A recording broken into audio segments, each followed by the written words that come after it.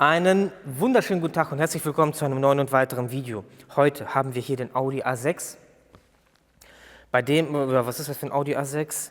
Baujahr 4.2012, 130 kW, 2 Liter Dieselmotor. Bei dem wollen wir einmal das AGR-Ventil wechseln. Warum wollen wir es wechseln? Weil das AGR-Ventil wurde schon mal getauscht, aber es wurde ein Zubehör-AGR-Ventil eingebaut. Ich glaube von der Marke Delphi. Und da ist das Problem, dass ab und zu trotzdem ein AGR-Fehler kommt. Ein AGR-Abgasrückführungsventil-Fehler kommt. Und Verkabelung haben wir durchgeprüft, Motorsteuergerät weggeschickt und im Endeffekt ist und bleibt der Fehler immer noch da. Er kommt nicht immer, sporadisch, kommt einfach mal ein Fehler. Und das passiert meiner Meinung nach schon öfters sehr gerne bei den Audis, VWs, wenn man bei der Drosselklappe, AGR-Ventile, Ladedruck, Klappen, wenn man da anfängt, irgendwelche Zubehör AGR-Ventile einzubauen, dann hat man ab und zu mal die Probleme, weil ich denke mal, die Elektromotoren, die da drinnen sitzen, die das Ganze bewegen, da das Rücksignal nicht passt und somit der Fehler abgespeichert wird. Das Lustige und das Komische ist, wenn man sich ein Original AGR-Ventil holt, jetzt bei dem Beispiel, dann achtet mal drauf, was da drauf steht. Valeo. Und zwar, es gibt halt Drallklappen, Drosselklappen, wo der Zubehör zum Beispiel VDO ist und Pierburg ist und man muss immer wissen, wer ist der Erstausrüster für diese Geschichte. Meistens ist es irgendein Zubehörhersteller und der ist gerade der Spezialist für diese Drosselklappe, für die. Und so, dass man sich zum Beispiel Metzger einbaut, jetzt in dem Fall, oder Delphi einbaut oder und das Ganze nicht ganz funktioniert. Deswegen ist es immer richtig und wichtig, original zu verbauen, dann hat man meistens das Problem nicht. Warum die Delphi-Geschichten oder warum die weiterverkauft werden, weiß ich nicht. Schreibt bitte alles unten in die Kommentare. Vielleicht gibt es da auch unterschiedliche Toleranzen von Valeo, die als Zubehör verkauft werden und die als Original verkauft werden. Weil VW würde ja jetzt in dem Fall haften, weil wir den wirklich original gekauft haben und ein Valeo-Teil drin ist und natürlich mit der Originalnummer. Manchmal ist es auch so, dass Valeo den weiterverkauft, aber die VW-Nummer wegmacht. Wie zum Beispiel auch der Erstausrüster für die Querlenker ist zum Beispiel Lebenförder. Und wenn man die Original sich holt, dann ist da das VW-Logo drauf, VW-Audi-Logo drauf. Wenn man das über Lebenförder kauft, ist es weg. Also weggeschliffen, haben wir euch ja schon mal gezeigt. Ja, in dem Fall haben wir das Original geholt, es ist von Valeo. Wir machen den Kauflink unten rein. Ihr könnt das gerne verbauen und uns mal in die Kommentare schreiben, ob ihr damit Probleme hattet oder nicht Probleme hattet. Und ja, aber grundsätzlich ist immer zu empfehlen, AGR-Ventile, Drosselklappen, Drallklappen, diese elektronischen Klappen immer original zu verbauen oder halt, wenn ihr Sensoren habt, da empfehle ich immer Bosch, Hella, MGK, genauso wie auch die Zündkerzen und die Steuergeräte, Beru, sowas zu verbauen, also wirklich ja, Marken zu verbauen.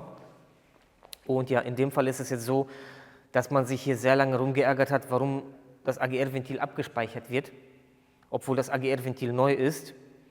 Und ja, wie gesagt, Verkabelung, Steuergerät, alles geprüft. Der Fehler liegt sehr wahrscheinlich im AGR-Ventil und deswegen verbauen wir hier ein originales. Das Vorwort zu der ganzen Reparatur, damit die Fragen nicht kommen, warum tauscht ihr denn aus, der sieht neu aus und.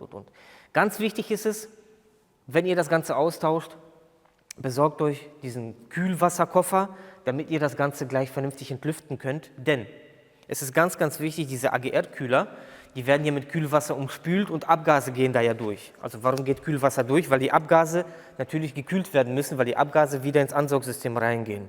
So, und hier sitzt so ein AGR-Kühler drin, oder ein Kühler besser gesagt.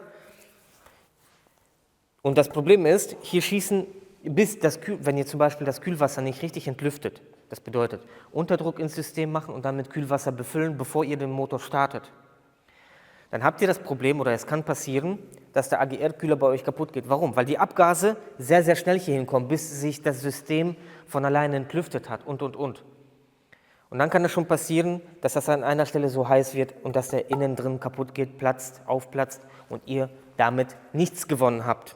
Das bedeutet immer AGR-Kühler oder Kühlwasser allgemein, immer mit diesem Kühlwasserkoffer, den wir unten verlinken. Ich zeige ihn eben. Die Geschichte ist das. Da haben wir schon sämtliche Videos zu gemacht, wie man das Ganze vernünftig entlüftet. Audi müssten wir auch mal machen. VW haben wir gemacht, BMW haben wir gemacht, Opel haben wir gemacht. Wie man quasi per Unterdruck das Kühlsystem entlüftet bzw. befüllt. Und zwar läuft das Ganze halt mit Unterdruck, raussaugen die ganze Luft und dann mit Kühlwasser befüllen das Ganze, bevor man den Motor startet. Ganz, ganz wichtige Nummer. Und den Koffer könnt ihr natürlich auch unten bei XXL Automotive mit dem Rabattcode VITYAWOLF kriegt ihr nochmal 5% drauf, könnt ihr den dann euch zulegen. Ich glaube, ausleihen kann man auch. Guckt rein, fragt nach. Ich würde sagen, los geht's. Ja Leute, ganz kurze Einblendung. Und zwar, dieses Video wird gesponsert von XXL Automotive. Das ist ein Werkzeug-Online-Shop, hat auch 2 eigene Hausmarken. Vielleicht habt ihr die ein oder andere schon mal gesehen, Reptool und Stahlmax. Ja, wir arbeiten schon des Längeren zusammen. Und ja, von meiner Seite aus ist das Werkzeug wirklich zu empfehlen. Und ja, machen wir uns nichts vor, wenn man vernünftiges Werkzeug hat, dann tauschen sich die Ersatzteile schon fast von alleine aus. Jeder kennt es, das geile Gefühl, wenn das Werkzeug passt, vernünftig ist und man seine Arbeit vernünftig machen kann. Und bis jetzt konnten mich die Marken immer überzeugen. Die Werkzeuge waren immer passgenau, Spezialwerkzeug besonders. Bei manchen ist halt das Problem, also jetzt nicht von der Marke, aber andere Hersteller haben manchmal das Problem bei Steuerkette, dass die Blockierwerkzeuge nicht sehr gut passen. Hier habe ich aber immer gute Erfahrungen gemacht. Das Gute ist auch, ihr müsst sie auch nicht kaufen. Ihr habt die Möglichkeit, das Ganze euch auszuleihen. Deswegen, unten ist das Ganze einmal verlinkt. Und mit dem Rabattcode VITYAWOLF kriegt ihr nochmal 5%. Das ist jetzt ein dauerhafter Rabattcode. Damals waren 10%, aber das war ein Neukundenrabatt. Jetzt könnt ihr mehrere Produkte oder öfters den Rabattcode anwenden. Deswegen, ja, unten ist das Ganze verlinkt. Ich hoffe, ich habe nichts vergessen. Und ja, ansonsten weiter mit dem Video. So, Motorcode ist CGLC. Dann mal los.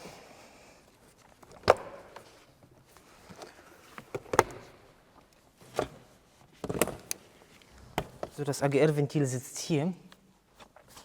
Hier einmal der Stecker davon.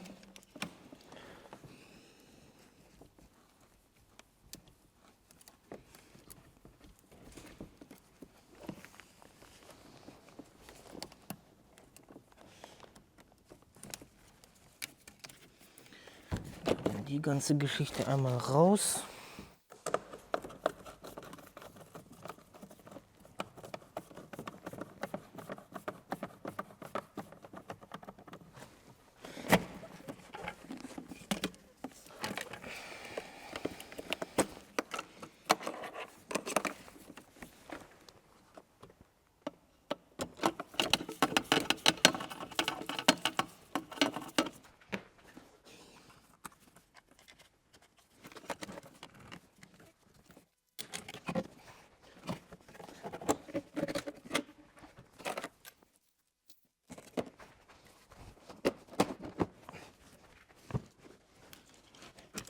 Einmal zur Seite, ein paar Schläuche, ein paar Leitungen und dann ist schon alles wunderbar.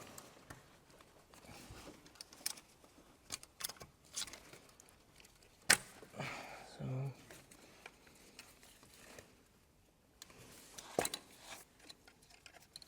Stecker von der Lambda-Sonde, Stecker Abgastemperatur. Unterdruckleitung.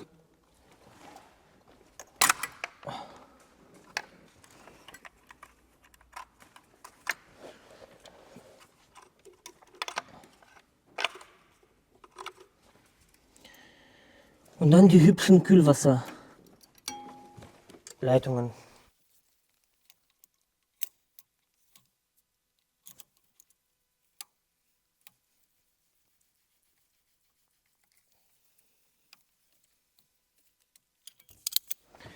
ein bisschen schwierig, weil die Leitung hinten wahrscheinlich festgeschraubt ist.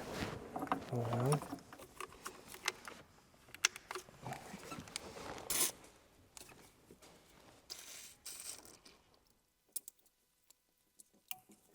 So, jetzt die andere Leitung hinten. Da werdet ihr wahrscheinlich gar nicht viel sehen können.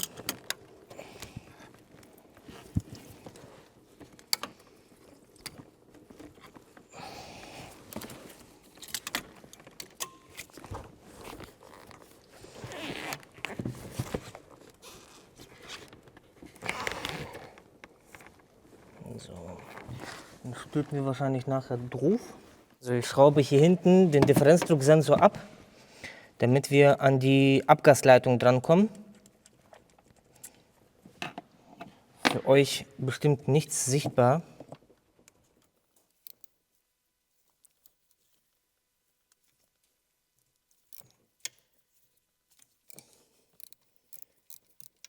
Wenn wir hinten die Schläuche abhaben und die zwei Schrauben, die quasi in die Leitung, die für Abgas zuständig sind, dann können wir mit einem 10er M10 Vielzahn die Leitung hier einmal lösen.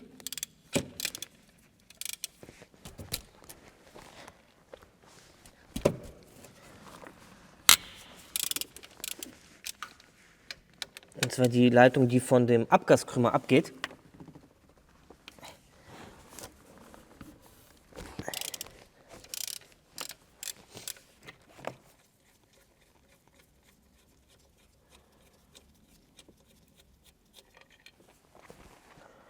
Und dann sollten wir eigentlich nur noch die Schrauben, die quasi am Zylinderkopf festhalten, abschrauben und dann sollten wir den AGR-Kühler mit der Leitung zusammen rausbekommen.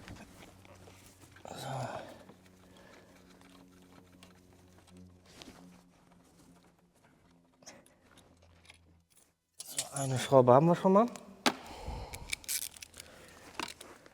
Hier sind noch zwei.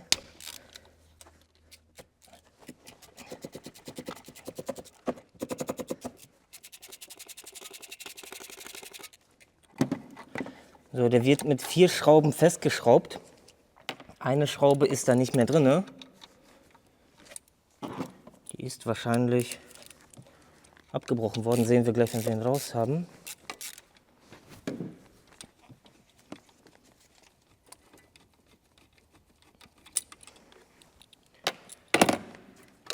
So.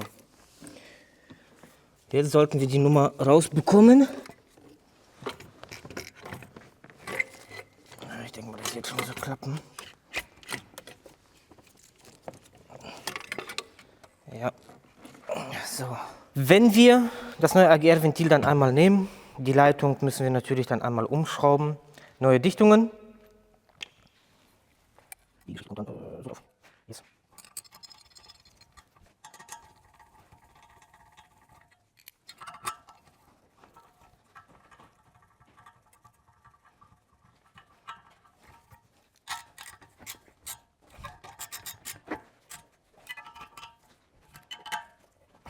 Ja, das war's dann auch schon. Dann können wir das Ganze wieder einbauen.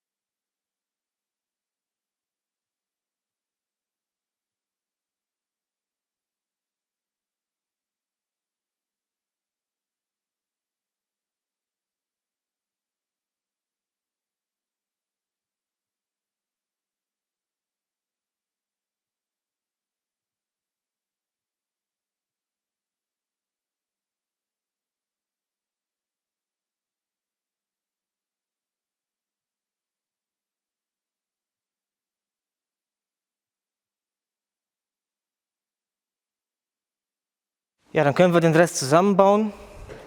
Ich habe leider vergessen, den Ton anzumachen, deswegen werden wir den Zurückbau so ein bisschen im Speed-Modus machen. Oder ich werde das nachsprechen, müssen wir mal gucken. Ansonsten, ja, was ich im Video gezeigt habe, hier ist halt auch eine Dichtung, die natürlich auch neu machen. Und zwar führt das Rohr einmal nach vorne zum Ansaug. Und natürlich die ganzen Schrauben, die wir gelöst haben. Alles ein bisschen schwierig zu sehen, weil manche wirklich irgendwie rumbasteln muss, wie man da gut rankommt. Aber grob habt ihr es gesehen, Kühlwasser abwaschen, also einmal Wasser drüber laufen lassen und ja, alles rückwärts zusammenbauen. Ich hoffe, dass dieses Video trotzdem dem einen oder anderen hilft. Und dann geht es weiter.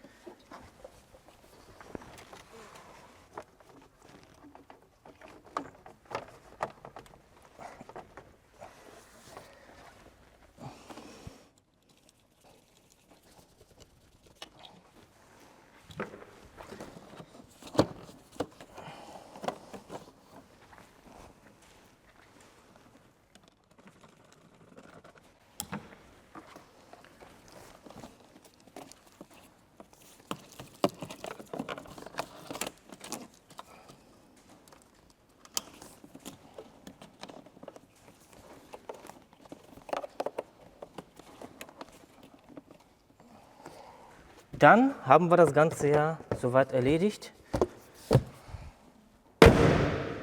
Ja, Leute, und so könnte das Ganze dann einmal aussehen, wenn ihr das Ganze wechseln wollt. Natürlich anschließend Grundeinstellung durchführen, Kühlwasser vernünftig entlüften, mit dem Koffer am besten, also per Unterdruck, und sich freuen und damit weiterfahren.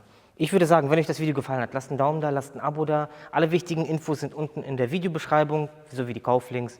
Und ich versuche, wenn ich es nicht vergesse, die Original-Ersatzteilnummer von den Dichtungen unten mit reinzupacken. Ich würde sagen, bis zum nächsten Mal. Tschüss.